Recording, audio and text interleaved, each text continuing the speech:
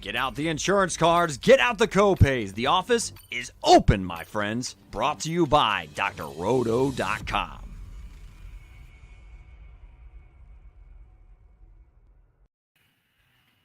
And here we go.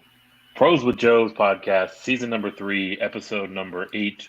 Week number 8 of the NFL season is officially in the books, so we will turn our sights to week number 9. But before we do that, we will recap everything that touches on the week that was for last week in the fantasy football world. We also have a little bit of NFL trade deadline talk to work in there. So plenty of things to cover here on the Pros with Joe's podcast. But before we jump into any of that, as we often do, have one of my good friends riding shotgun with me here tonight, MC Holland34 on Twitter, Mr. Mike Holland. Mike, welcome in.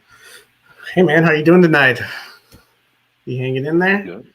Yeah, I'm suffering from some action tonight. been a buzzsaw, so catching up on all the news around the league.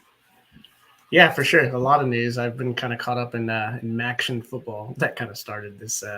You got 40% CFB players not playing, so always good times for college. But we're not here to talk college. We're here to talk NFL. And NFL DFS, not good for me last week. But I did have Derrick Henry in my an hour season long, so had a nice little victory there. But what's crazy is kind of all in on Sam Ehlinger didn't quite work out. I mean, basically got the value. So, I mean, it wasn't the worst thing in the world. Didn't look like he was going to get there for a minute there. But I had a lineup with Hopkins, A.J. Brown, and I literally and Tyreek Hill. I literally could not put anything else around it. Like, it was so sad. So, really wish I could just go back and, well, we always do, right? Go back and relive, those moments to maybe click someone else's name, like Cole Met. But yeah, no, I've been doing great and more excited tonight, to get our guest going here. Does a ton, right, for NFL. Fantasy guy for @NFL Fantasy. He's the host of the Fantasy Life podcast on @MB Fantasy Life and 32-bit contributor, and that's Marcas Grant. So I'm gonna get Marcus in here. Marcus, how are you tonight? I'm good. How are you guys doing? Appreciate the invite. I appreciate being on.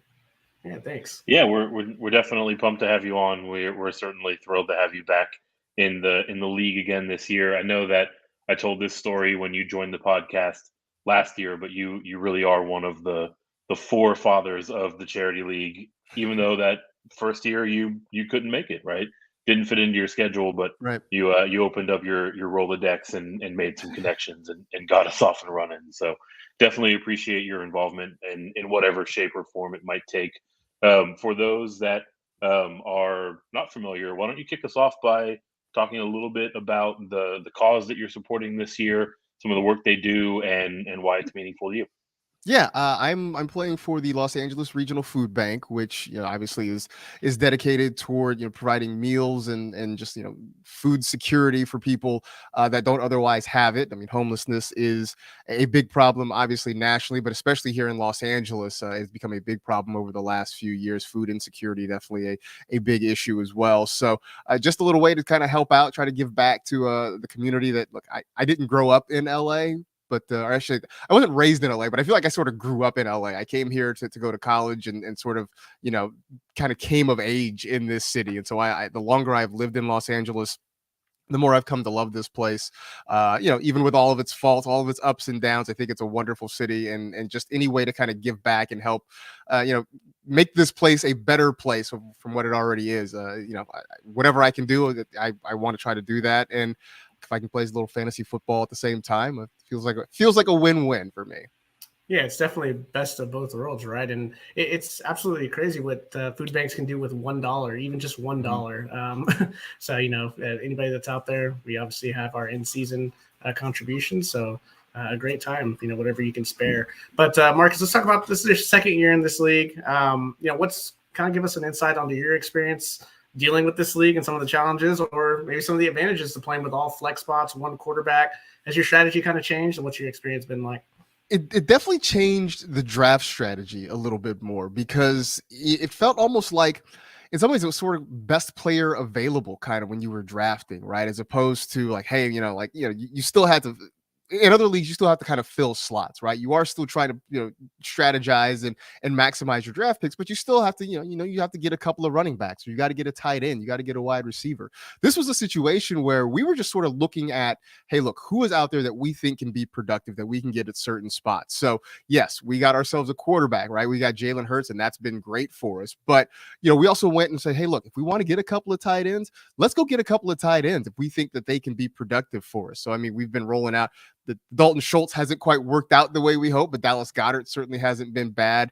We've rolled Robert Tonyan out there when the matchup has been right, but we also have been okay with Tyreek Hill and Dalvin Cook and those sorts of guys. So it sort of, I thought, was kind of freeing in terms of the draft, because you really weren't locked into feeling like you had to fill a certain spot. You could kind of do a little bit of everything, and I think this year has been fun. Working with my Joe, with Mike, has been really very cool, because I have actually sort of taken more of a consulting role, right? But it's worked out. Like, he and I, we got together before the draft, we strategized, and we check in like every week about what he wants to do and where he wants to go. He asks questions. I certainly give my opinion on some things, but I really have been more of a general manager. I guess a director of football operations, I guess, if we're going to come up with a title and let him sort of be the GM here. But that's sort of been nice. It's been fun, because it's good to see sort of how other people think, especially people who aren't necessarily in the industry. I feel like when we talk to each other a lot, we sort of all, whether we want to or not, we fall victim to groupthink. So it's sort of nice to talk to somebody who's on the outside, get his opinions on things, see how he looks at things, because sometimes he may see something that I don't see, and vice versa. So that's been kind of cool this year. Hey, Eric, we got you on subtitles right now, my friend. We've actually heard that from a lot of our participants, that oftentimes it's kind of hard for analysts to see the forest through the trees, and just getting that outside opinion is helpful to the process overall. Got a couple questions for you, but we've got our friend Chris SF checking in, saying he's in the house, showing some love to MG. So appreciate you swinging through tonight, Chris. Definitely let us know if you have any questions there in the comments. Question that I have for you, Marcus, you talked about your director of football operations role.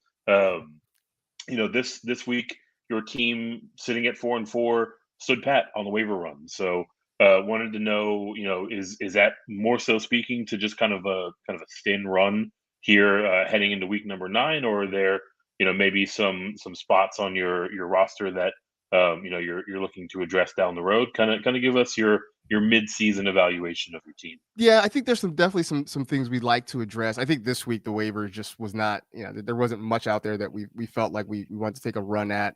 But there are definitely some spots, right, that we need to fill. The Allen Robinson has not worked out. I'm sure anybody who's drafted Allen Robinson can tell you that, that felt like a thing that was so smart back in August, right? Drafting Allen Robinson seemed like it was going to be the thing.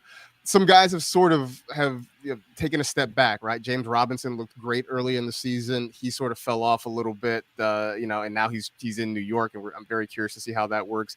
Damian Harris, sort of the same thing, where he started out of the gate strong, got hurt, and now it looks like Ramondre Stevenson is taking over. So those are a couple of spots I think we can certainly look to improve upon.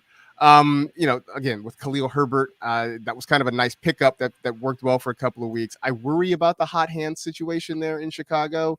But right now, I feel like as long as Jalen Hurts can carry us, I think we're going to be okay. As long as we can get some solid performances from some other places. I mean, between Jalen Hurts, between Tyreek Hill, I think Dalvin Cook's going to step up in the next few weeks. I think that's a good, solid foundation with the Dallas Goedert stack. So we've got enough, I think, to kind of keep us afloat, keep us competitive. And then if we can fill in some of these gaps here, I think we're ready to make a good run. Man, you hit it right on the head. I've got Jalen Hurts in that Derrick Henry league with Eric, and that's working out pretty nice so far. So I think if you got him, you got a chance every week, right? So trade deadline is obviously buzzing. Man, like, what's the biggest fantasy impact from all the deals that we've seen out there in your estimation? I feel like there was nothing that has a big top line impact, right? I feel like all the impact for these big trades sort of affect the secondary players on the roster, right? Like I look at, Nyheim Hines, for instance, going to Buffalo, and for everybody who was on the James Cook hype train, That has gotten derailed now, I think, with Nyheim Hines in Buffalo. I think with Chase Claypool going from Pittsburgh to Chicago, I think for him, it ends up sort of being a wash, right? Because he's in a place now with less target competition. He's not dealing with Deontay Johnson and George Pickens anymore. There's less competition there. The problem is there's also fewer targets because the Bears just aren't throwing the football a whole lot. So that ends up being a wash for him. I think the same for TJ Hawkinson going from Detroit to Minnesota, which, by the way, weirdness that they would trade in division. I tweeted out the gif of, we were talking about comic books before we started. It's the gif of the Winter Soldier and Captain America fighting with Iron Man, because I feel like that's the NFC North teaming up to take down the Packers right now is kind of what that is.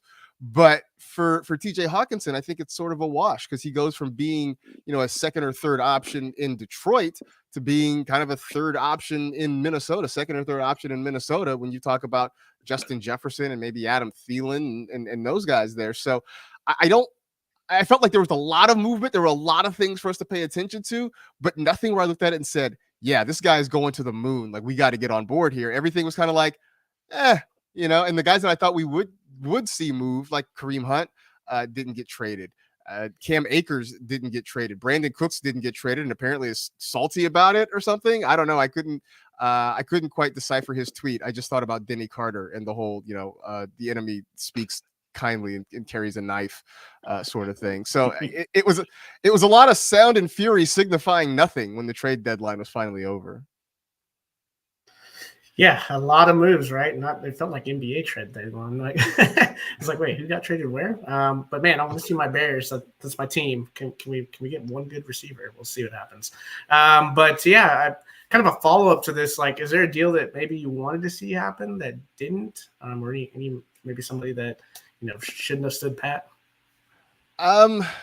Yeah, I wanted to see Kareem Hunt go. I would have loved to see him go to Buffalo. I thought that would have been the move there because I felt like he has more upside than Nyheim Hines is a nice piece, but I don't think he's a game-changing piece necessarily. I think he basically takes away from Devin Singletary a little bit and pushes James Cook to the background. But, I just wanted him to go somewhere. I wanted to see what happens with Cam Akers, just because I don't know that he's necessarily a game changer necessarily, but I think he could have been a nice complementary piece to somebody's backfield. So that was one that I feel like was kind of a mess. I didn't love the Chase Edmonds to Denver because that backfield was already gross.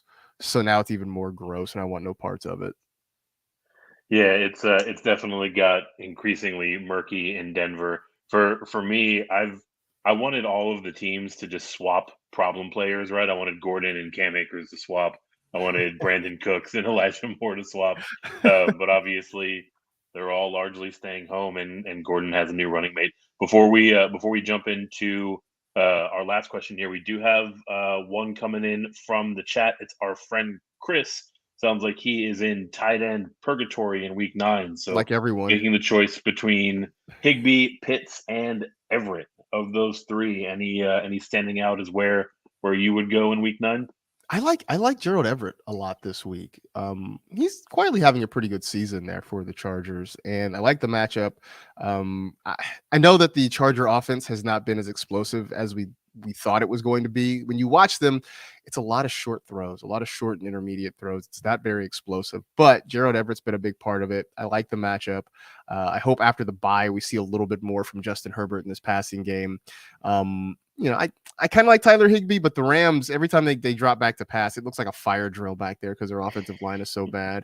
And I think Kyle Pitts has just set everybody up for heartbreak, right? Like either you started him and you got the big game, or you sat him and you missed out and you're kicking yourself and you're like, I'm going to start him next week. And next week it's going to go back to being the same boring, mundane passing game for Atlanta. And you're going to get the 3.5 points. And you're going to be salty again about Kyle Pitts.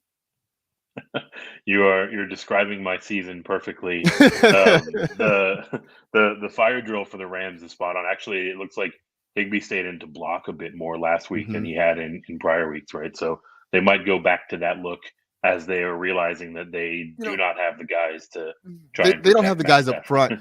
It's funny because you talk about Higbee's game last week too, and I don't know how much of it you got to see, but there was a point where he dropped what very well could have been a touchdown pass. It was just a little crossing route that he was left uncovered, and it was slightly behind him, the throw from Stafford, but it hit him in the hands. If he catches it, he probably scores. If not, it's at least a big chunk of yardage, and that completely changes his fantasy day. Instead, it's a drop. The Rams end up punting, they lose, and now we look at Higbee as like, what the hell happened? Yeah, it turns out that Tyler Higbee was Tyler Higbee all along. So, Chris, definitely appreciate your questions.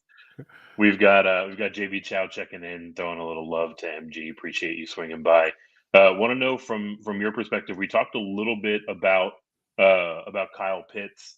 Looking at guys like him, like Travis Etienne, guys that had a fair amount of hype to them coming into the season and kind of disappointed coming out of the gate, but are sort of coming on over these last couple of weeks. So, now that we're at week 9, right, the midway point of the NFL season, more than halfway point through the fantasy season, want to know from you, Marcus, are there any other guys that you like to, kind of start to come on as we head down the stretch run?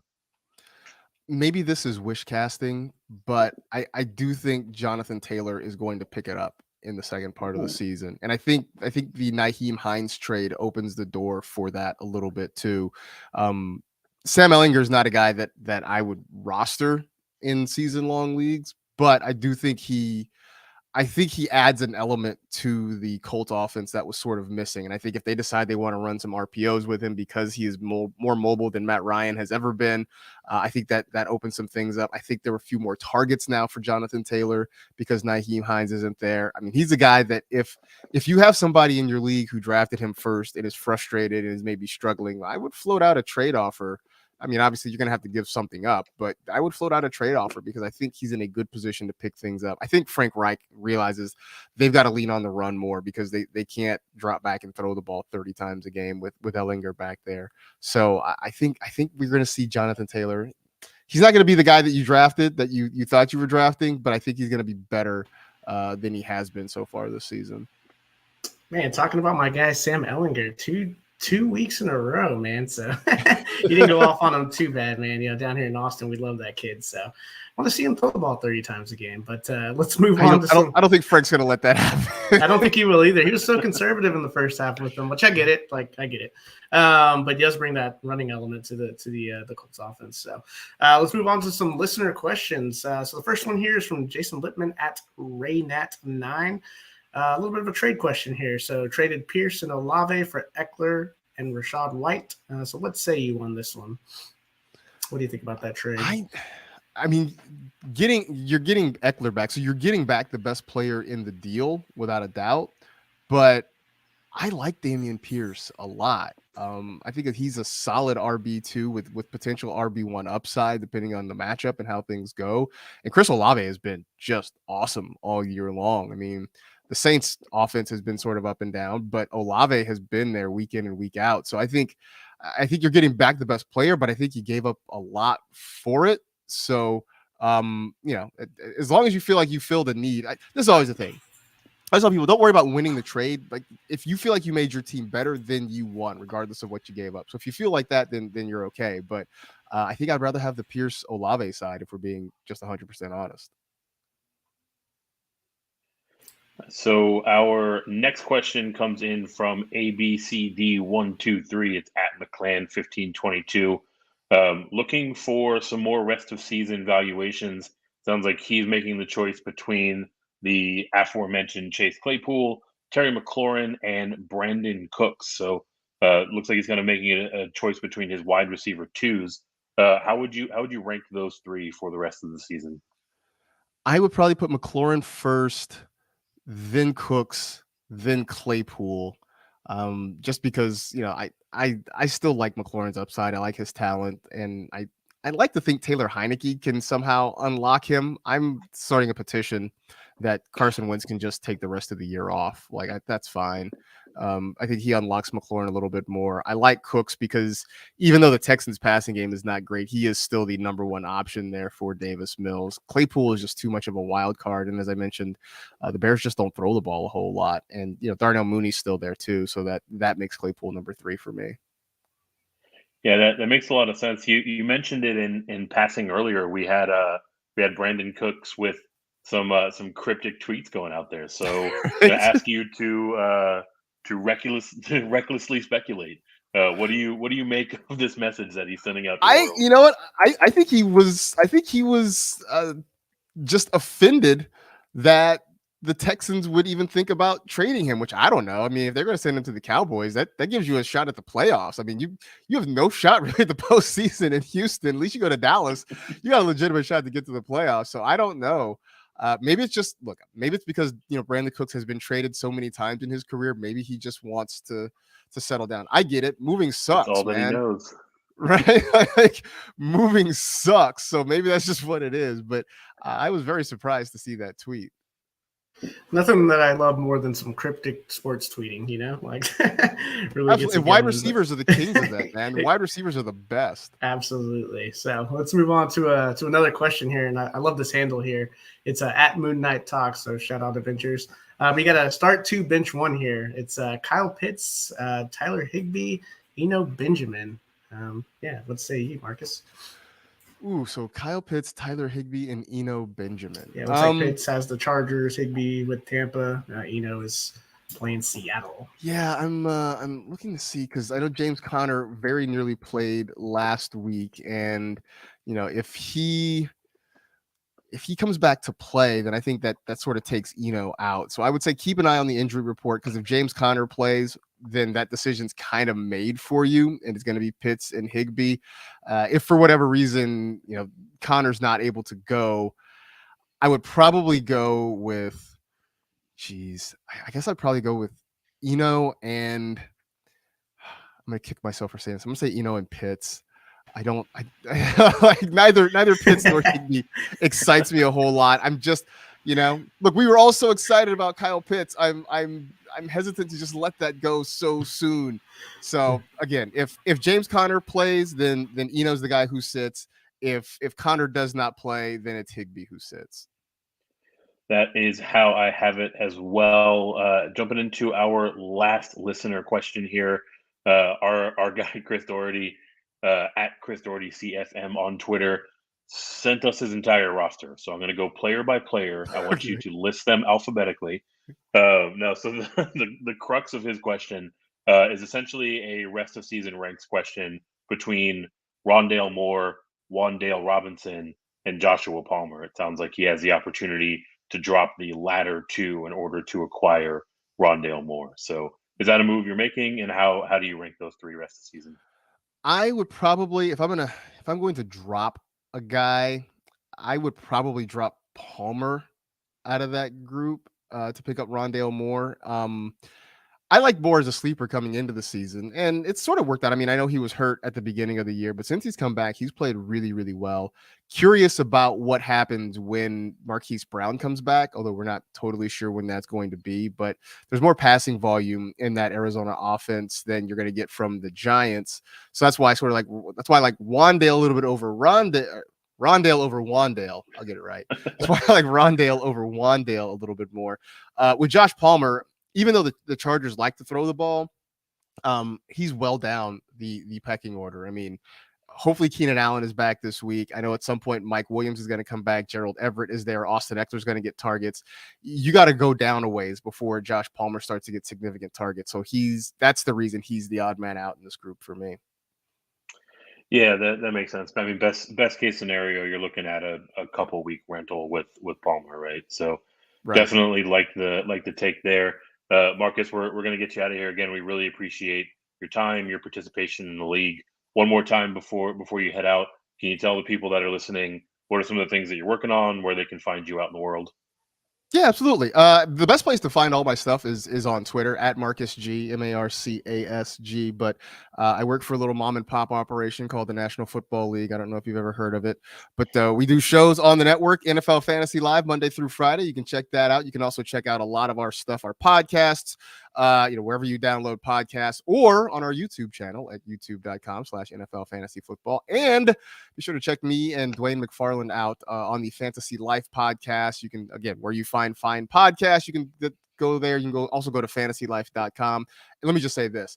I knew of Dwayne via Twitter, and we met in person for the first time at the Fantasy Football Expo in Canton this past summer. And I will say this, every show I do with Dwayne, I get smarter about this whole thing. I learn so much just sitting down and listening to him talk. So that is my endorsement for listening to the Fantasy Life podcast. I get smart. I've been doing this is my 12th season at the NFL. I get smarter every time I listen to Dwayne McFarland. So listen to our show and hopefully you get a little bit smarter about fantasy football too. It is a ringing endorsement at that. And as MG just laid out, plenty of places that you can go and catch up with some of his fantastic content. Marcus, again, appreciate you swinging through here and appreciate you jumping in the league. Mike, we do have a few more things to clean up around the league itself. Why don't you kick us off with the league update for the week that was?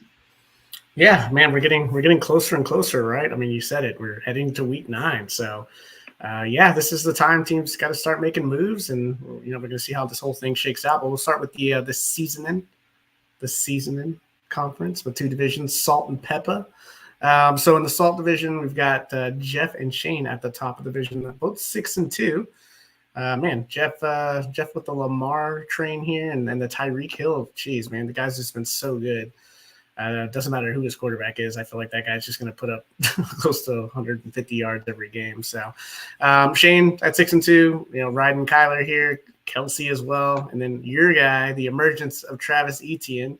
Obviously give it a big boost there. When you look at the Pepper division, Scotty's 6-2 on top of the division, 2-game lead. Really being carried by some good receivers here. You got AJ Brown, Mike Evans. Surprisingly, Jared Goff. I guess he's been pretty solid in in the fantasy world. But the Jamar Chase injury, right? So we'll see how he handles with that. Real tough loss there. But we slide over to the comic conference, and we got the Batman and Robin division. The Batman division, man, there's a logjam up at the top. You've got 4 teams, pretty much locked and loaded at that first spot. I mean, everyone's within striking distance. The lowest record is the 3-5. So really, really good division. It's going to be a battle to the very end on that one. For the Robin division, we got our guy Doc Roto at the top of the division at 6-2. Josh Allen, right? Pretty easy. Plug and play, get your points, move on to the next week. But it's also gotten a big boost from DeAndre Hopkins coming back and just being as dominant as ever. So what are your thoughts on the comic division and the season division? Yeah, I think you really nailed it, right? Specifically with the comic conference. I mean, that Batman division is wide open, right? Everyone is 5-3, 4-4, or 3-5. For whatever it's worth, we've got Jeff Hasley sitting up top in the 1 spot on record, but he's also the highest point scorer in this entire conference, right? So kind of works out to the favor of everyone else that's trying to make the playoffs because each division winner makes their way in. But then after that, the remaining participants from this conference are determined on total points, right? So, if you're not going to win the division outright, you do want somebody in there that's going to be a high point scorer and kind of takes them off the board as you're trying to stack up some points. And on the Robin side, let's not forget our guy Marcus Grant, right, sitting in there. Second place, he's 2 games out in the loss column up against Dr. Roto, but he's right in the mix in this conference on total points. Yeah, I can't forget MG, man, 4-4. Hey, second spot, game here or there, and there you are at the top spot. So we'll see if he can, still live, man. So see if he can make that happen. But yeah, let's finish out with the last 2 conferences here. The sandwich, as we'd like to call it, sandwich division with PB&J and the jelly division as well. So in peanut butter and jelly, we got 3 at the top at 5-3. We got Loop, we got Chop Boy J, Rich, and Ryan. So Loop with a significant points lead, over the others here, riding a 3-game winning streak. So he's hot right now. And then the jelly division, Jen and Florio tied at 6-2 up at the top. Jen's riding a 4-game winning streak and still has all $100 in fab dollars. So, can maybe make a big splash here in the coming weeks if something really opens up that she likes. So sliding over to our final conference, it's the Nintendo conference. We have the Mario division. Team Ordan 7-1, which by my count is the tops in the entire Pros with Joe's league. Powered by Lamar Jackson, Tyreek Hill, Travis Kelce, now DeAndre Hopkins is looks like the favorite here at the midway point. And then the Luigi division, Daddy's home, got the 1-game lead at 6-2 over YZR Fantasy, but actually trailing in total points by 200 over 270. So yes, kind of some interesting news from these conferences. What are your thoughts on the Sandwich and Nintendo conferences? Yeah, with Nintendo specifically, I mean there are some points that are going on the board in this one, right? Like we look at, last week's game specifically, we had several teams, well into the 150s, the 160s, the 180s, right? So definitely a lot of points, racking up, and it shows in these standings, right? You mentioned Akash YZR Fantasy. He's in second place in his division, in the Luigi division, but he's sitting up there top of the league in points scored. Got off to a real hot start, just completely boat raced almost all of his opening matchups. He's now pushing 1,200 points, the most in the entire league. Jordan's making the push over in the Mario division. He's right there at 1127. So these are the only two teams in the entire league that are north of 1,100 total points. One of them, like I mentioned, sitting up there at the top of his division on record, but we've got a caution there where he's a game back on record in the Luigi division, but has a pretty solid cushion of points to really feel good about a playoff run here. Yeah, the points come into play, right? Like you need those in every fantasy league to push you over the top. So, yeah. Before we get out of here, man, you want to talk some waivers or some kind of news and notes? Yeah. Let's hit some waivers. Really, the news and notes that I wanted to get to were largely to do with the trade deadline. I think we hit on all of those with MG. Really, the only thing that I would kind of add to the trade deadline conversation, I'm sure you love to hear this as a Bears fan. I really appreciate the modern NFL, the modern GM getting to a point where they say, we need to evaluate our quarterback. Let's give him all of the weapons and all of the support he needs for us to have a clean look at who this player is at the NFL level, right? We saw it happen in the offseason with Tua getting Tyreek Hill. We saw it with Jalen Hurts getting A.J. Brown, right? Obviously, Chase Claypool is not quite of those of that caliber, but ultimately, I do think going out and getting a reliable second wide receiver for the Bears gives them a kind of higher fidelity image on, what they can expect out of Justin Fields. I don't know if you've got kind of a similar take on it, or you think it was more kind of opportunistic in nature. No, not to be a homer. I actually kind of like this. I mean, like, look, we're not too far removed where everyone thought that Chase Claypool was going to be, a number one wide receiver for years to come. So, look, the situation in Pittsburgh, not great. It's not like he's going to a much better situation, but as far as trying to develop Justin Fields, he's looked a little bit better as we've gone on the past couple of weeks. Now, that's when you're at the bottom of the barrel, right? And your props are 160 yards passing. I mean, it is what it is, but he's a weapon on the ground, and I believe they're leading the league in rushing. So, sprinkle in another weapon and it makes a difference, right? Like, we see it all the time when quarter like Tua, right? Everyone was off on Tua, and then Tyreek Hill comes, and all of a sudden Tua's pretty good. There's no way Chase Claypool makes that kind of impact, but the difference between him and some of these guys that they've been running out here is pretty significant. So, for me, when you put Mooney on one side, that's going to help free him up a little bit more. Claypool can do a lot of different things too. The Steelers were using him on, reverses and those little touch passes. He's a big guy, so it's somebody that you can use in the red zone. So anytime you get more weapons, I mean, obviously a good thing, and they need to start addressing this because it was a joke all offseason with some of these guys that were bringing in and drafting Velus Jones, who's already 24. Like, it's so I don't mind this move at all. Yeah, definitely like it a lot myself. Speaking of offensive weapons, we can jump into the waiver report for this conference itself. First name off the board, Terrace Marshall goes for $20 to Lindelians. We've got Deion Jackson getting added by Akash. Bo McBigtime added Malik Willis for $9.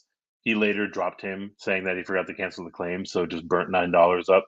Lindelians sticking with Khalif Raymond, $8. Bo goes out and gets DeMarcus Robinson for $7. Isaiah Likely only goes for $5. I think that's kind of interesting given how uncertain it is with Mark Andrews' availability, at least for this week. Rounding it out, we've got Jamie getting Tyler Conklin as well. He's actually the player that added Isaiah Likely, so looking to bolster his tight end room. And then closing us out, Daddy's Home gets Ryan Tannehill for $4, and Sony Michel gets added for $3.99. So a lot of names here. I don't know if Terrace Marshall is going to be one that we're going to have a chance to talk about in the other conferences. So maybe let's start there. $20 goes off the board. Several other bids, none of them quite as high as that. Jamie had a $5 bid in. We had a slew of $0 bids in. Terrace Marshall, at least taking a step forward in playing time now that Robbie Anderson is out the door. What do you think about Marshall's prospects? For the rest of the season? Yeah, I feel like I do like them. I mean, he's getting more playing time, and on Twitter when you do the the name of the player and then you do the stock going up, I feel like that's what we have with Marshall, right? And really DJ Moore as well. Look, right? It's PJ Walker, Mr. X. What was it? What was he? He wasn't in the XFL. I'm thinking of He Hate Me, but. Was it the XFL PJ Walker came from? I think he was, yeah. Okay, the new XFL. Yeah. There's been so many leaks, like, oh man, in the off season trying to follow this is crazy. But no, I don't mind it. He's obviously got this offense going a little bit, and yeah, I mean, just getting a lot of targets and opportunities, so that's always a good thing. And anytime you can get somebody on the up and up for decent price, I don't mind it at all. What about you? Yeah, I mean, look, back-to-back weeks, 91%, 86% snap share, running his most routes of the season. Obviously, last week was the better week in terms of his production. I mean, if PJ Walker can keep this up, then I think there's a lot to like about Terrace Marshall. I think that Walker will probably turn back into a pumpkin. Like we've seen him get hot for a couple game stretches here and there before, and then he goes back to being PJ Walker. But I mean, if Wilkes has unlocked something in him to where he can be even just effective, right? It doesn't have to be good or great. I think that it definitely has the arrow pointing up on Terrace Marshall, like you said. That rule being gone has unlocked PJ Walker. Yeah, the literal definition of addition by subtraction, right? Absolutely, man. Any other names here from these 9 that were added that jumped off the page for you? No, I mean, not really. With the whole trade deadline, I'm really interested to see like how this kind of shakes up, right? And obviously injuries are a huge part of it, and the Mark Andrews situation is interesting and heartbreaking to me after he got off to that. It looked like, oh, he's back, right? And then now he's gone. So, don't mind the ad of Likely there. Yeah, I wouldn't be surprised at all. I mean, I'm purely speculating, right? But I wouldn't be surprised if we see Mark Andrews shut down this week because they are heading into their bye next week, right? So they've got 10 days from their last game, which was Thursday night against Tampa Bay, another week off, and you can basically string together like 20 some odd days of rest for Mark Andrews. Same thing goes for Gus Edwards, who's also dealing with an injury, right? So wouldn't be surprised to see that happen at all. We do have a question coming in from YouTube. Captain Joe King wants to know if he should take this option of trading DeAndre Hopkins for Nick Chubb. Sounds like he's pretty good at wide receiver, and running back needs a little bit of help here. So, 1-for-1 trade, 2 different positions. I guess kind of in a vacuum. How do you feel about this one, Mike? Yeah, I would really like to know, what we're looking at league-wise. Man, if you're Nick Chubb, I feel like he's one of 3 or 4 running backs right now that you can legitimately count on a week-to-week basis. So, slotting him in every week, if you're good at receiver, I don't mind that. Now, Hopkins and Murray, their chemistry is crazy. I mean, good Lord, the guys are just putting up massive points when they're on the field together. Yeah, I mean, it's. I feel like it's I don't think you can lose in either scenario really. It just really depends on I guess your running back situation. If you're running out 0 RB, then might be a good opportunity to just slot someone in that's getting a ton of touches and just I mean, it's almost like a lock to score a touchdown. It feels like each week. So, what are your thoughts on this? Yeah, I think the overarching thing is that this feels like a very fair trade, right? So I would err on the side of wherever there's a position of need, right? If you want to make an argument against DeAndre Hopkins, don't. But if you did, it would sound like this. At some point, they're going to distribute the ball more evenly across these pass catchers. At some point, Marquise Hollywood Brown will be returning. But are they? Is it So going to matter though, or is this going to hurt Hollywood Brown? I mean, it's certainly going to hurt Hollywood Brown, right? But I wouldn't expect them to be as single threaded as they have been with him out. But ultimately, I mean, two premier pieces at their position. So, like I was saying, I would err on the side of whichever is the position of need. Joe King, if you haven't already, definitely appreciate your question. Go ahead and drop us a like and subscribe. And for those of you that are tuning in on YouTube, do the same and keep those questions coming. We want to know what's top of mind for you, how we can help you win your fantasy football matchup in Week 9. We'll move over to the Sandwich Conference. This one we have 8 waiver claims that were processed. Isaiah Likely also goes off the board, this time for $9. Cantaloupe, our friend Jordan Loop, goes out and scoops up Ronnie Rivers, also for $9. I saw Matthew Berry out there tweeting that he might be looking to get an expanded role in this Rams offense. Demarcus Robinson, in light of the Bateman news, also added by Jordan Loop, $8 in this case. Jordan Loop keeps getting after it. Khalif Raymond, $6. Now we've got Florio's turn. Julio Jones and Dontrell Hilliard for $5 and $1 respectively. Also went out and added Rashid Shaheed for $0. So getting deep into the wide receiver room for the New Orleans Saints. And then Jordan Richard also got a $0 dandy, Marquise Callaway, coming his way. So a couple of deep Saints pulls here. A lot of familiar names that we talked about with the last one. Khalif Raymond, Demarcus Robinson, Isaiah Likely. I guess with some of these deep cuts, you wanna tell the people a bit more about how you feel around Rashid Shaheed, around Ronnie Rivers, any of these more speculative ads that kind of pique your interest? No, no. Man, the Rams offense, right? It's just give me Cooper Kupp and everyone else, and some Tyler Higbee targets, and everyone else just go away. Like I've had Henderson in one of my season-long leagues, and it just feels like it's just not going to happen, right? So, yeah, I mean Rivers, okay, like whatever. Like we obviously haven't seen him what he can do with a decent amount of volume, so. I don't mind it. I mean, these are cheap flyers. Is there a cheap flyer for you that's really sticking out? Yeah, I kind of like speculating in this wide receiver room for the Saints. What we can say definitively is that it's not Marquise Callaway, right? So, if they're at a point where they just want to see what they have on the back end of their roster, Rashid Shaheed's a guy that you can get again for free. Keep him warm on the bench, and if he starts to emerge a little bit, I mean, it's really puzzling, just like the overall unavailability of Jarvis Landry, of Michael Thomas, right? These are guys that early on looked like they were, finally back and healthy, and very quickly proved to us that that was a lie, and they had been lying to our faces the whole time. So now we've got some deep cuts here for the Saints that are at least worth a speculative ad in my mind. I guess, man. I feel like as long as Taysom Hill's there's an opportunity for him to steal everything from everyone on that team. So it's nice to see Kamara get it going. It's true. Speaking of agents of chaos, not Chris. Chris, we love you. Thanks for checking in. But the Chicago Bears running back room feels like it's kind of a moving target. How do you make sense of this, Mike? There's volume, right? I mean, look, I like Herbert. I watched a lot of Montgomery in, obviously in college. I think he's talented. I just don't know that he's going to be anything more than just a guy.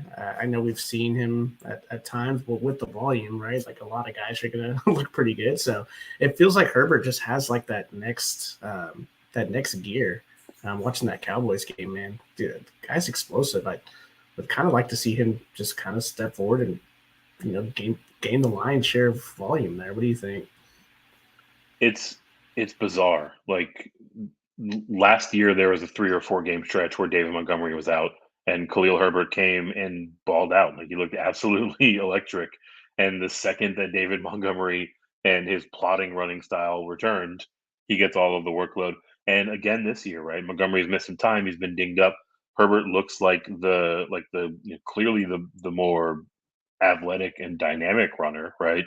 And yet still new coaching staff, same result. They're not going out of their way to give this guy any workload. So bit of a head scratcher. I would like to say that talent will prevail, but in reality, I think it's going to be a situation that's going to be hard to really trust either guy over the course of the season, barring an injury, right? Either of them goes down, it's wheels up on the other. I got a question for you. Like, the Bears have a lot of weapons, right? And Herbert looks pretty good, right? You're bringing in Claypool, Darnell Mooney, like talk about preseason hype earlier, right? Like this guy, I mean, looked like one of the more dynamic receivers, obviously in the NFC. And Cole Met was my guy, and I thought he was going to take over, being one of those Notre Dame tight ends. I mean, there's a lot of skill talent right now. I mean, how long do you give Justin Fields? And do you think they start to open it up, or is this just going to be more like, hey, like kind of like the Patriots game? Is like, where did this come from? What are your thoughts on the Bears and what they're going to do moving forward? Yeah, I mean that's kind of what I was getting at when I was talking about the Claypool trade at the beginning of the segment, right? Like it feels like this front office has decided that they want to get a true evaluation on what they have in Justin Fields, and now I mean he's got some guys around him, right? Like their offensive line obviously leaves some stuff to be desired, but they've got good to very good players pretty much at all skill positions supporting Justin Fields. And don't look now. I mean, back-to-back weeks scored 33 points, 29 points. That might not sound like it's setting the world on fire, but prior to that point, they were lucky to hang 10 or 12 on the board. So feels like they're kind of finding a bit of a rhythm with Justin Fields. I love that they're giving him another piece to go out there and get work done.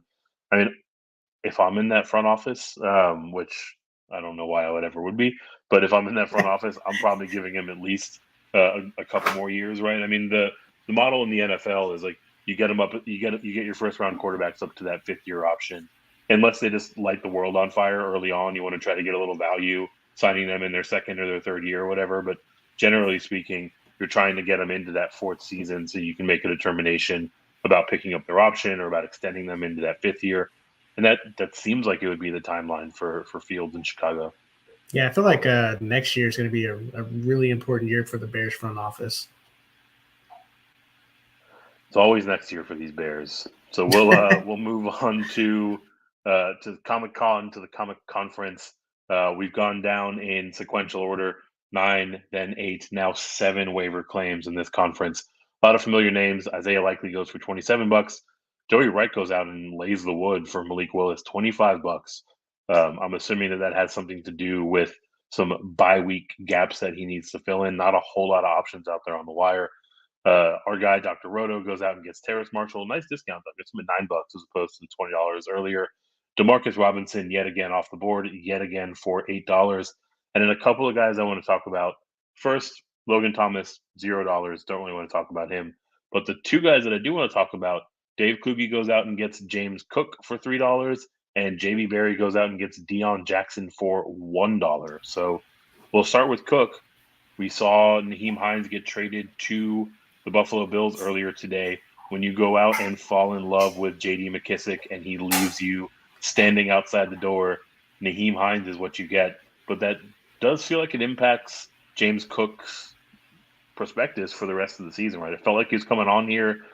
Usually we see rookie running backs kind of start to take a step forward and get more involved in the back half of the season. So what do you make of James Cook specifically in the light of Nyheim Hines now joining him in that running back room? Yeah, I think it's I think it's crowded, man. I'm not one that's been on Cook really this year. I kind of like looking at Deion Jackson, and like as weird as it seems, man, like I guess I'm falling in love with the Colts here with Sam Ehlinger. But no, really, I mean, you said it last week, right? Like it feels like the playbook right now for Sam Ehlinger, these backup quarterbacks, whenever they come in, it's going to be reduced, right? It's going to be obviously trying to pound the rock, short passes, quick reads. Something happens to Taylor, man. I really liked what I saw from this kid. When he was getting those, those targets and carries. And I just think there's some opportunity there. I think he's an interesting player. Now, obviously, Taylor being there is a huge factor, right? He's going to get the lion's share, get all the goal line work, but they could be playing from behind a lot. And I don't know. Jackson's just kind of an interesting piece. What do you say on that? Yeah, interesting is probably the right way to put it, right? We saw him pop in the couple of games where Taylor was out or missed a good chunk of snaps. 13 fantasy points in one of those weeks. Finished as the running back one in week number 6, 28 fantasy points on 121 total yards, 10 catches, and a touchdown. I mean, just absolutely showed out that he can fill into this receiving back role and step up as an early down runner. Beyond that, I mean, I think he's largely a handcuff to Jonathan Taylor, right? We'll see how this shakes out. Like I mentioned, 10 catches in that one game where he was filling in. That would make me feel pretty comfortable with him as a pass catching option coming out of the backfield. But it's not like Naheem Hines is leaving a huge role behind him, right? I mean, he was running kind of mid-teens routes, weeks in and weeks out, seeing snap shares in kind of the high 20s, low 30s. I mean, if Deion Jackson steps into that type of workload, I think he's interesting. But it's not like, they were nearing a 50-50 split in Indianapolis or anything. Let's say Taylor gets injured. Like, how many fab dollars would you, out of 100, would you go after Jack? Like, would you put in for Jackson? Like done for the year injured? Let's go for the sake of it. What is it, fantasy? Let's go 3 to 4 weeks. So like a mild low ankle sprain. the high, mid, low. Yeah, right. The lower body injury, to put it in hockey terms. Yeah, let's say you have all $100 and you've been saving it up. Is this one where you just drop all 100 and hope they make that last playoff push? Not quite. I should start by saying that I don't have all 100 of my fab dollars in any league that I occupy. But if I did in this hypothetical world, I'd probably let about 40 to 50% of that go for a short-term rental. Right, we were talking about it earlier with Joshua Palmer. A guy that can step in and be a starting caliber player for 2 to 4 weeks has value, right? There are some of assumptions baked in there, right? I'm assuming I already have, my handcuff to my best runner, and I'm comfortable with my depth elsewhere in my roster. As long as I'm not, leaving myself with my ass out in the wind, by spending a good chunk of change, I wouldn't mind opening up the purse strings if we're getting 3 to 4 more weeks of Deion Jackson. Yeah, for sure. I just look at someone like Jen's team. All $100, right? And you got a bunch of teams, 30, 40, 50. That they'll probably, and let's say it's next week, probably going to drop 30, 40, 50. I just wondering if that was something where you would drop like 100 bomb on it and just go for it, or if you thought that, you can't take them with you, right? So you got to use them at some point, but saving some for obviously when you're in the, playoff push, I mean, makes some sense. So definitely interesting. Yeah, not mad at it at all. Usually I like to save a couple of dollars here and there, for a rainy day, right, for an emergency. But if you're trying to make a playoff push and he's someone that you can plug in immediately, don't mind overspending. Our last waiver run, our last conference here this season in conference, back up to 9 claims that were made. Some new names, some familiar ones. Jeff Wilson, most expensive player, added at $18. Terrace Marshall goes again for $9. Samori Torre goes for $6. So going deep in the Green Bay wide receiver room. We've got Demarcus Robinson again, another $5 ad. The aforementioned PJ Walker going for $4, Mac Holland going for $4, Ray McLeod going for $2, Caleb Huntley going for $2, and Andy Dalton getting scooped up for free. So now that we are here, we've had 4 conferences go out and add Demarcus Robinson. We have yet to talk about him. What do you think about Demarcus Robinson running as the 2 behind your guy, Devin Duvernay, in Baltimore? How do you think I feel about this? Man, it's tough, right? Lamar Jackson, the running back room. I don't mind it with Andrews out. Just obviously, if Andrews is is back, I don't know that I like anybody outside of Duvernay, really, man. We've seen Demarcus Robinson do his thing. I would just look elsewhere, right? He's just not really someone that I'm looking. I just don't feel like the volume, is going to be significant. So I don't know. You have a different take on this? I mean, he did all right in the last game where Bateman was basically off the field for the majority of the game. Ran 21 routes, 8 targets, caught 6 of them for 64. Right, so he had a decent little day. I think the linchpin for him is not Bateman. It's actually Mark Andrews, right? Mark Andrews also went out early in that game. If he's to miss this week, I don't mind slotting him in as like a back end wide receiver 3 or a flex option. We also have everyone's favorite speedster, Deshaun Jackson, lingering in the background, right? Waiting for his opportunity to come in and just run go routes for an entire game.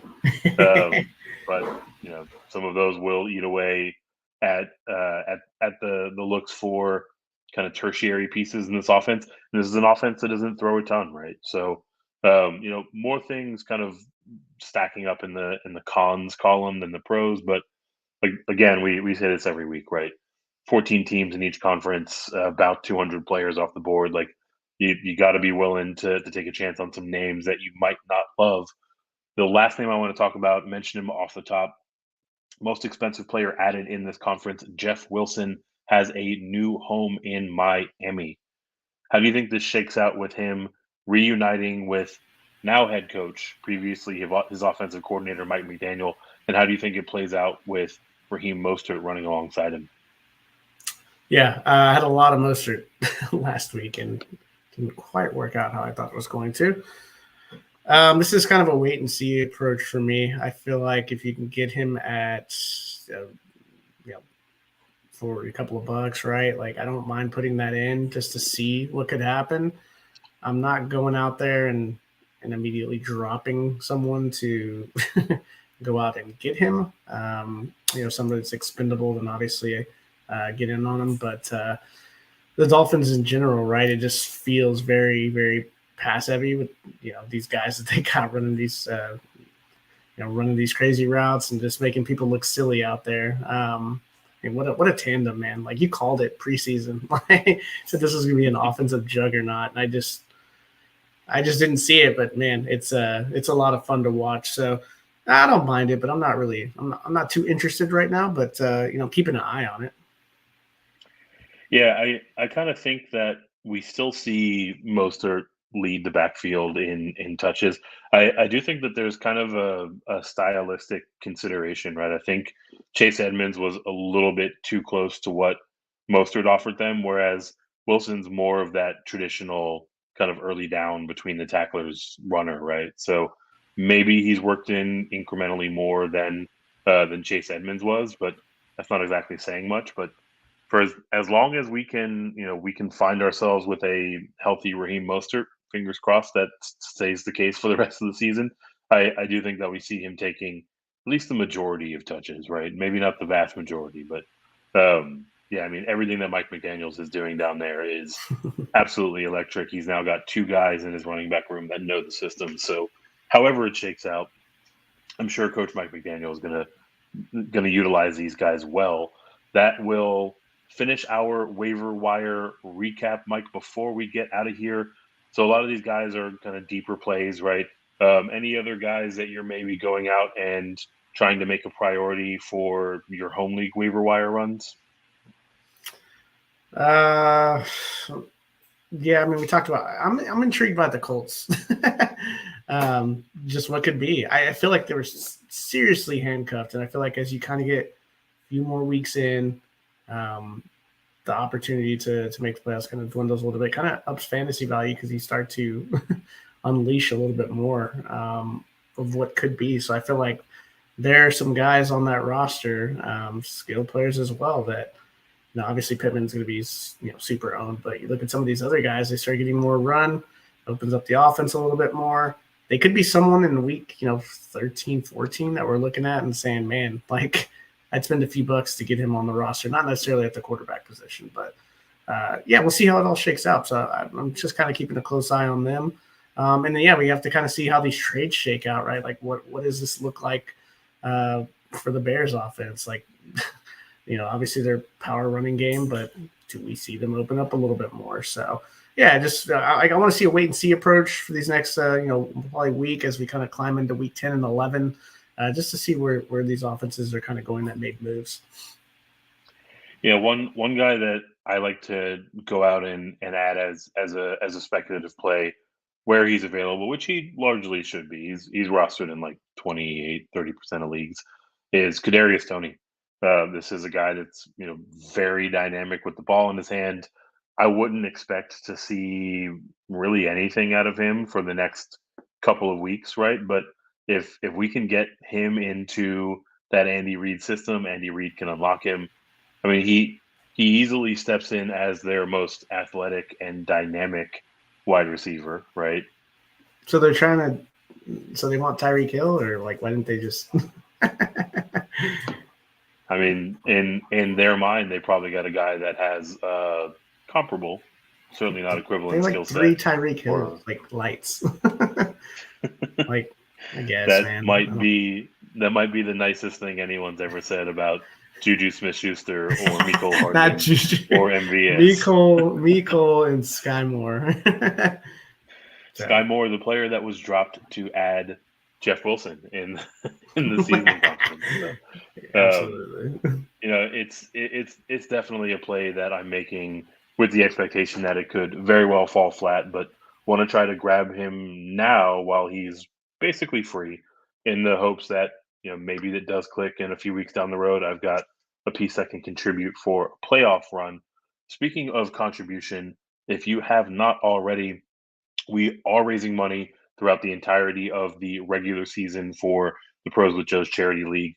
That money is pooled. It goes to our eventual winning Pros charity of choice. If you're interested in learning more about the work that we're doing there, or about how you can get involved or potentially contribute to that fund, head over to our website, proswithjoes.com, and we will see you after week number 9. Thanks for stopping by the office. Get your fantasy prescription by subscribing to the channel and checking out drroto.com. And until the next visit, be well and take care.